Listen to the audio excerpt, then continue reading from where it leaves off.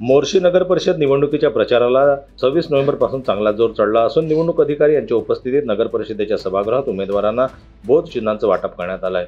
नगर परिषदेच्या वार्ड क्रमांक 11 मध्ये नगरसेवकांकरता निवडणूक लढवित असलेले ॲडव्होकेट आशिष टाकोडे यांची चर्चा करून माहिती जाणून घेण्यात आली। तर सर, सर्वप्रथम तुम्ही वार्ड क्रमांक 11 मधून जी उमेदवारी मागितली नगर परिषद पदाकरिता, तर कशा संदर्भात, म्हणजे काय तुम्हाला वाटते, असं काय केलं पाहिजे विकास वगैरे?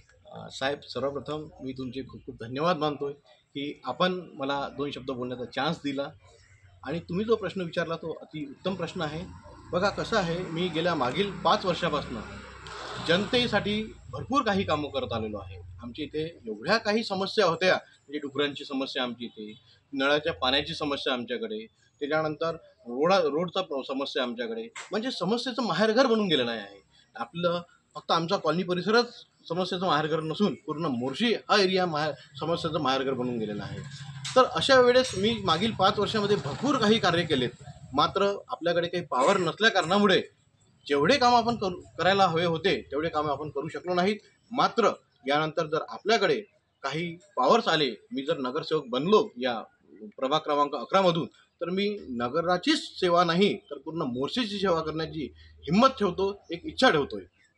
आणि जसं म्हटलं जाते की सत्तेशिवाय शहाणपण नाही, अगदी बरोबर। म्हणजे जे काम तुम्ही एक सामाजिक भावनेनं करत होते ते सत्तेत राहून करणार अशी आपली इच्छा आहे। अगदी बरोबर आहे। मी माझ्या कॉलनी परिसरामधील खूप साऱ्या समस्यांना वाचा फोडली, मात्र जे आपल्या इथे जे आपल्याकडे मुख्य अधिकारी होते, या मुख्य अधिकाऱ्यांसमोर मी जेव्हा जायचं तेव्हा ते मला विचारायचे की तुम्ही कोण? तेव्हा मला कुठेतरी असं वाटायचं की आपल्याकडे जर काही थोडाफार पॉवर आला तर आपण 100% ज्या लोकांच्या समस्या आहेत त्या पूर्णपणे सोडवण्याचा प्रयत्न करू शकतो। म्हणूनच मी आज एक नगरसेवक या पदासाठी माझी उमेदवारी दाखल केलेली आहे। म्हणजे सत्तेत राहून जनतेचं कार्य करायचं, जे तुम्ही पूर्वीपासून करत आले ते सत्तेत राहून करायचं, असं आपलं मानस आहे। यस, माझं पूर्णपणे जनसेवा मला करायची आहे आणि ती माझ्या हृदयापासून, माझ्या मनापासून मला जनसेवा करायची आहे। त्यानंतर सर, शहरातील काही विकासाचे मुद्दे असतील, त्यामध्ये पिण्याचं पाणी, नागरिकांचं आरोग्य, शहराची अंतर्गत स्वच्छता, या बाबतीत काय विजन आपण आखलेलं आहे? अगदी बरोबर आहे साहेब। ॲक्च्युली आपल्या पूर्ण मोर्शीमध्ये अतिशय म्हणजे समस्याचं माहेरघर आपलं बनून गेलेलं आहे मोर्शी, आणि जास्तीत जास्त प्रकारे कशा प्रकारे मला लोकांची सेवा करता येईल याची नियोजन मी पूर्णपणे तयार केलेले आहे। नगरसेवक पदाकरिता आपण सत्तेत राहून सेवा करायची असं तुमच्या मनात आलं, परंतु तुम्ही स्वतःहून तुम्हाला असं वाटलं की सत्तेत जावं, की जनतेनं काहीतरी तुम्हाला याच्यासाठी प्रतिसाद दिला किंवा काहीतरी असं उचकावते जनता अगदी तुम्ही उभे बरोबर, राहावं, अगदी बरोबर आहे। या बाबतीत काय बोला? माझी वास्तविकता जी प्रॅक्टिस आहे ही हायकोर्टची प्रॅक्टिस आहे। मी एक वकील आहे, गेल्या 15 ते 20 वर्षापासून मी प्रॅक्टिस करत आहोत। मात्र मी जेव्हा मोर्शीची दशा पाहिली, ही दुर्दशा पाहिली, तेव्हा जे काही लोक माझ्याकडे समस्या घेऊन यायचे तेव्हा मला असं वाटायचं की इथे खरोखरच आपली मोर्शी शहरासाठी आवश्यकता आहे।